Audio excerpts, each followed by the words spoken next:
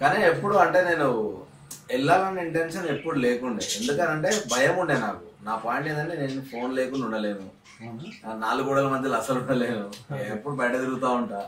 అమ్మో నేను అస్సలు ఉండలేను రా షోలా అన్నది నాకు ఎప్పుడు ఉండేది. కానీ ప్రతి సీజన్ చూస్తూనే ఉంటా, మనకు ఆబ్వియస్లీ తెలియకుండానే మొత్తం అన్ని సీజన్లు చూసేస్తూనే ఉన్నాం. ఒకసారి స్టార్ట్ అయిన తర్వాత క్యూరియాసిటీ పెరుగుతూ ఉంటుంది, ఏంది అంటే జనాల మెంటాలిటీ తెలుస్తూ ఉంటుంది మనకి.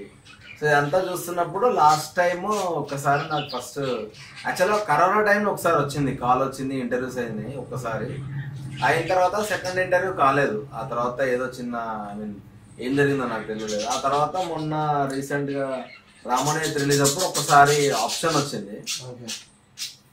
ఆప్షన్ వస్తే నేను అంటే సినిమా రిలీజ్ ఉంది, సో సినిమా రిలీజ్ ఉంది కదన్నా ఇప్పుడు వద్దులే తర్వాత అన్నట్టు అనుకున్నా.